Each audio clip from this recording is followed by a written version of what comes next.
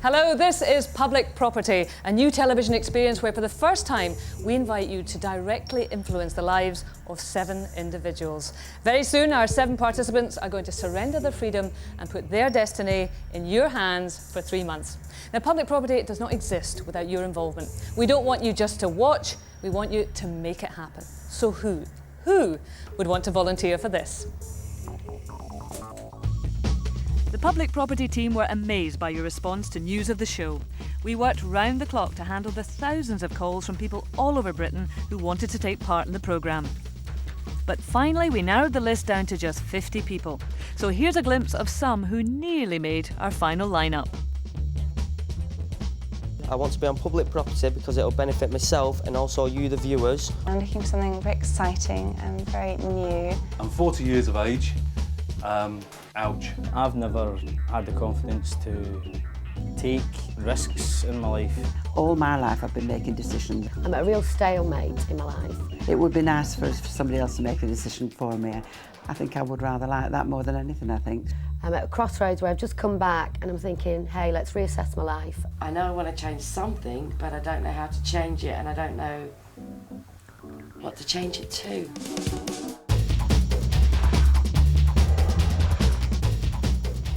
Now, from that lot, we chose 7. They're from all walks of life, but the one thing they have in common is that they're brave enough to let you decide their futures. Now, up until now, they've been the secret 7, but from here on in, they are your magnificent 7. I'm Marvin Baker, 25, live in Manchester, Manchester lad, but not Manchester lad.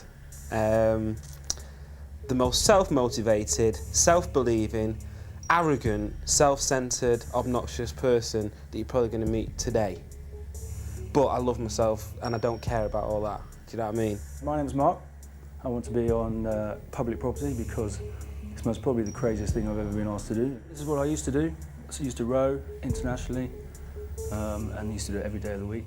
Now I coach at a school. Unfortunately there's no pictures on there of them, but so I'm coaching every day of the week now. Been doing it all my life. And it's time for a change. My name's Marcia Oliver and this is my last year of not being a pensioner. My brother died in his 60s, my sister died in her 60s and now I'm going to be 60.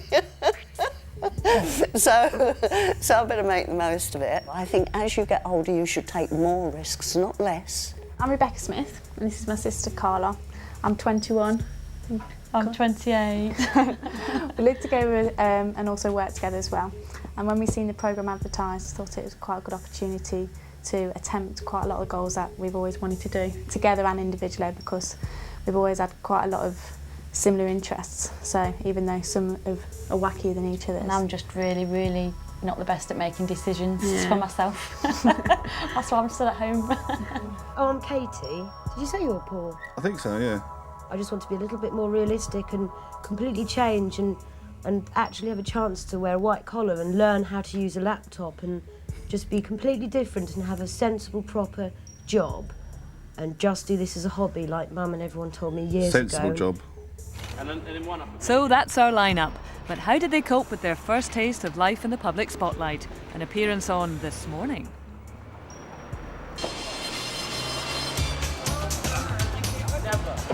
Public property now, innit?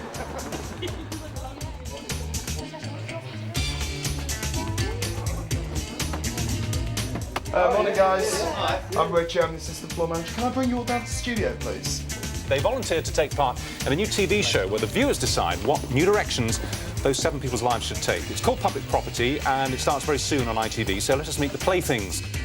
Now, you said that one of your secrets was, and I know you wish you hadn't said it, but you did say it, but you kissed a girl in a club once, right? Yeah. And this morning, before the show, you said that if they asked me that, I'm walking off the set. I didn't. I said I had a little bit of a row with Raj because I just thought it's sort of sleazy, do you know what I mean? It's not sleazy. All the things about me.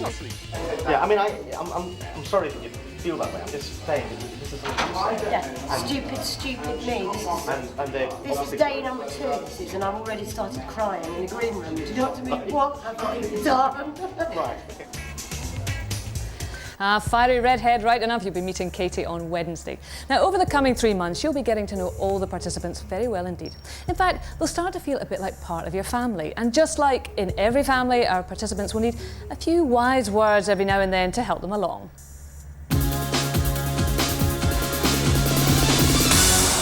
And that's why we have handpicked 18 viewers to become members of the Public Property Council. Oh, look at them trying to look all serious and clever. They're under pressure.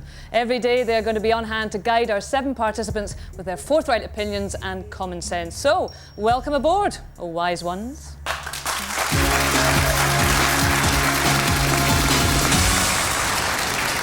We're going to be hearing more from that lot in just a tick, but now it's time to meet our first person to become your public property. Let's meet our granny from South London.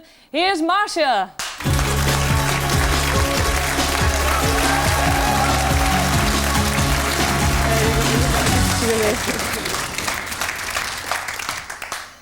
Now, Marcia, not that you've got any choice because you've signed the contract, but you are about to sign yourself over today to become public property. Any last-minute kind of collywobbles, doubts? Yes, I want to go home. No, you're not getting to go. You're feeling a bit nervous, are you? Yes, very, very. Well, you've had a crew with you for about 5 days now. How's that going? Well, it's lovely because they're so nice. I know everyone always says, oh, everyone's so nice. Now I know why, because everyone is, and it's... I'd love to say, oh, this one's this, but they're lovely. I'll stop you there in case you do. Marcia, I'm glad they're nice. I hope it continues that way, but let's just find out a little bit more about you from your family. My name's Prudence Campbell and I'm Marcia's daughter. And my name is Max. I don't really see her as a mum. I see her more as a friend. My mum, she'd always tell you the truth, but she gets herself into some difficult situations sometimes, because if you tell people the truth all the time, they don't always take very kindly to it. She is a control freak. Yeah, she hates delegating to other people. I'm Charlotte, and what makes me happy is flowers in the spring, really over the top. The one who will be the best is the one that's most over the top. Right? As a former actress, Marcia has appeared on stage and screen. She now keeps her love of theatre going by teaching a regular acting class. I'm Tracy, and what makes me happy is when I'm at a disco. Right, stop. Right, Tracy, you were at a disco looking at the floor. Surely it would have been better if you'd have done exactly the opposite. If you'd have gone, I'm Tracy, and what makes me happy is when I'm in a disco. Marcia's brilliant, you know. She's so sort of energetic and flamboyant, and she encourages everyone to do their best. She scares me. She can be real mean, but no, she's nice. She reminds me of my nan. I am so blessed and so lucky. I have a beautiful family who I absolutely adore. Beautiful grandchildren, the friends I have chosen. I choose my friends, which sounds awful, but I do. I don't like to be chosen. I'm the chooser, I'm the picker. You darling. I don't want to live with anybody all the time, and as I am now is perfect. So it's perfect, Marcia, to live on your own. But you were married for 30 years, and you only split up, what, 4 years ago? Yes. Why do you prefer the single life? I think I always did. I mean, I love my family, as I said on there, but I think really I'm just selfish, and I just want to turn for it all to be for me. I've had my family and love them. They've all got their independence, and so now life is for you. Yes. What about our bright bunnies of the council over here? Richard, your nose is twitching. Any questions for Marcia? Yeah, I watched your video and noticed you have a big hang-up with your age. What is it? A big hang-up with my age? Oh, right. Now, I'll tell you. Shouldn't have asked that. You. Between I was 40 and now, I was one of these women who wouldn't ever admit their age, never. I either lied or didn't tell. And I said then, when I'm 60, which I'm not till next year, I'm going to really go for it. Everyone's going to know. You ask me at the bus stop, when's the next bus? I'll say, I'm 83. and I'm really going to go for it. So it's opposite to a hang-up in a way. I think that's great, Marcia, and I'm proud to admit that I'm 26. Now, you've got lots of things to tackle. So let's explain how we are, don't laugh, how we are going to ring the changes for you. Now, every day we're going to feature a big decision relating to the future course of our participants' lives. They'll be presented with 3 possible options of routes to take, except they don't make the choice. You do, by dialling the public property option lines and casting your vote. So let's go for it. Here are your options. Viewers, the options for Marcia's big decision. Should she, 1, rent her spare rooms to young Australian backpackers? Now that'll teach her to share. 2, move out of her house and into student digs. Now that's to test whether you really are young at heart. Or 3, become a live-in care worker at a home for the elderly and confront that fear of ageing. Those are the options. Now give it some thought, because Marcia needs your help.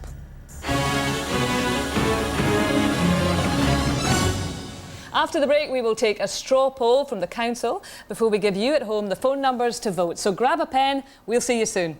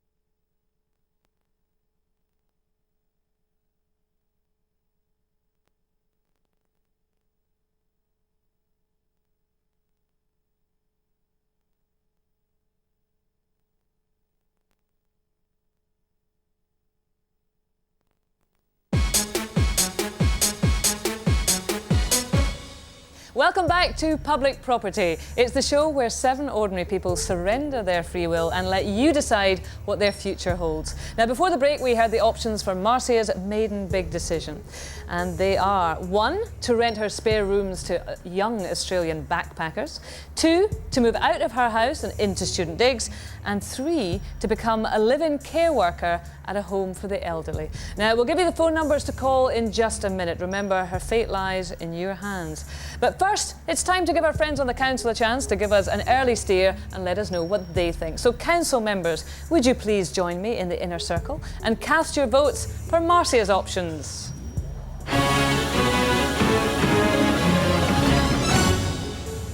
And here they are, deep in thought. If the council members decide that Marcia should move in the young Australian backpackers, they'll go red. If they decide that she should move out and in with students, they'll go green. And if they decide she should work in a home for the elderly, they will vote blue. It's looking pretty close to me, but I think we nearly have a decision. What have the council decided? It's red. Marcia, the council members would like you to move in the young Australian backpackers into your back room. What do you make of that?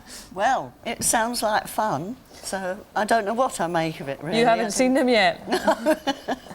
What did you think they would go for? I really thought they would say move in and be a care worker, because a lot's been made about my age, and therefore I thought they'd say see some reality, woman. OK, well, listen, the council's decision is not final, so that may yet happen, because, of course, it depends what the audience at home decide on. Now, there they are. They're sitting out there, Marcia. You have your chance now to make a final plea. Tell them what you really, really want and what you really, really don't want. Right, OK, well, what I really, really want and what I really, really don't want The trouble is not what I think was best for me. I would love Australian backpackers, especially if they were hunky young men. Well, listen, we don't know yet what everyone at home is going to say. You may agree with the council's decision. You may have a completely different idea. Whatever you decide, pick up the phone and register your vote, because your votes count. Here are the numbers. If you decide that Marcia should rent out her spare rooms to the backpackers, phone 0901 561 5001. If she should move into student digs, it's 0901 561 5002. And if she should bite the bullet and become a live-in care worker at a home for the elderly, it's 0901 561 5003. Now, the calls cost no more than 10 pence. The lines close in 2 hours, so get cracking. Marcia, we will let you know the result of your vote tomorrow. I don't know what it's going to be, but sleep well in the meantime. I'll try. See you soon. Thank you.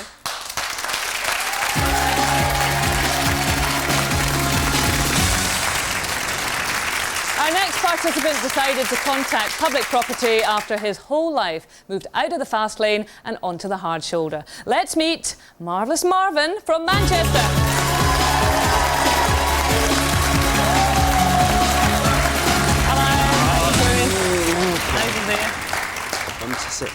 Now listen, Marvin, in a film that we saw earlier, you described yourself as arrogant, self-centred and obnoxious. Give me 3 words to describe how you're feeling right now. Nervous, speechless and nervous again. Oh, the little lamb. Do you believe him? I don't know if I do, and I tell you, I don't think we will believe you when we see this tape of what other people think about you, Marvin. There is something special about Marvin. He's got a sort of a charisma, I suppose, about him. But he's the kind of personality that you either love or hate, I think. Very arrogant, very cocky, very confident. He does like being in control. And he's had a lot of control in the last sort of 5 years over his businesses and everything else. He likes to win, but he doesn't like it. The bad side is when he loses. This building is where we had our first offices. We started with 900 square feet on the 4th floor, but within a few months. A year ago, Marvin had it all. Fast cars, flash holidays and £1 million publishing business. I didn't appreciate it when I had it. It was huge. We were huge. But it all went pear-shaped. And boy, did it go pear-shaped. Look who came out of the woodwork. Yeah, he used to park his Porsche downstairs. He bounced a cheque on me for £229 and 12 pence. So if he gets paid, come and see me first and clear your cheques, Marvin, all right? Absolutely. I can't believe I just saw him. This is your fault. Your fault. When Marvin's business went under, the toughest part was saying goodbye to the car. Now he travels economy class. The business has gone, the car, the expensive meals, the flash holidays, the decadent lifestyle, it's all gone. But I mean, more importantly, that I now have less friends and less family. But the one person who's still there for Marvin is his mum, Tina. In fact, they're closer than ever because they're living together again. You know what? I'm quite pleased to be back home because it gives me a respite from the stress and strife of living with a woman. Not that my mum's not a woman. but Thanks for that. I mean, the thing is, we don't argue because we don't talk. We don't see each other. I mean, Living at home with his mum does cramp his style. I don't think there's a woman on the earth Marvin doesn't like. He's what I'd call a true ladies' man. It's not an ideal situation for somebody who has had such independence. But I don't think there's many mothers and sons that could make it work as well as it does work. What do you think, Petal? Yep. A year since he lost his business, Marvin's life is stuck in a cul-de-sac. He wants public property to help him get back in the fast lane again. I'm hoping that this will get his motivation back. He's got a reason now to get out of bed. He'll be doing things. I'm sure the public will keep him extremely busy. I think he misses his Porsche every minute of every day. I think that's something that he really wants back. To show everyone else that I've been successful, I need one of these. And for people to listen to me when I turn up for a meeting, I need something like this. But at the end of the day, what I really want is self-contentment. And loads of money. Marvin, Marvin, Marvin. Oh, your mum calls you Petal. Can I call you Petal? No. Yeah. Listen, I am disappointed in you. I mean, why do you really think that a flash car and money, why do you need that to be somebody? Well, that last clip where I was sat in the car and I said about self-contentment. I was only joking. No. No, seriously. I've realised over this last 12 months, or the last 8 months or so, that yes, I want money, yes, I want a successful business, but first of all, I need to be happy with me, my life, and those people around me. That the money and the cars will come. Really? Absolutely. You know what surprises me, though, is that you also describe yourself as self-motivated. Now, you did build up that fantastic business. Why don't you go out and do it again? I mean, why do you think you need public property? Well, when the company liquidated, it was a shot in the head to me, and my relationship finished around the same time as well. I was engaged to somebody, and I just kind of lost all self-confidence, and therefore my motivation. I didn't want to get out of bed because I wasn't going to my office. I wasn't going to make decisions that affected 60 people. Well, listen, we hope you're going to get that self-confidence back, but unfortunately, probably the way to get it is to start at the bottom again. So, Marvin, let me explain to you what your options are going to be. Here they are. You are ready, aren't you, to surrender your free will? Mm-hmm. Yes, you are. Here are the options. 1, should Marvin work at a car wash? Should he, 2, get a job as a used car salesman? Brush up that sales technique, Marvin. Or 3, get a job as a delivery driver and a dog's body to Terry, that's the guy that you owe the money to, so you can pay back your debts. That's good, isn't it? Well, those are the options. What do you think the future should hold for Marvin? So, before we give you at home the numbers to vote, let's see what our esteemed council think. Council members, would you once again join me in the inner circle and cast your votes on Marvin's options?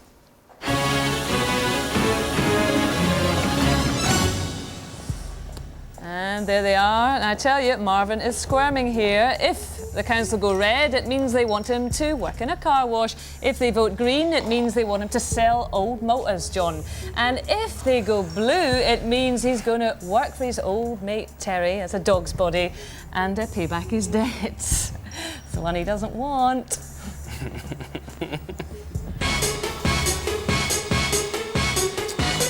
Heavens above, it's blue! There you go, Marvin. Now, in the council's opinion, you should go and work for your old mate Terry and pay back your debts. What do you think of that? Shock, horror, horror, horror.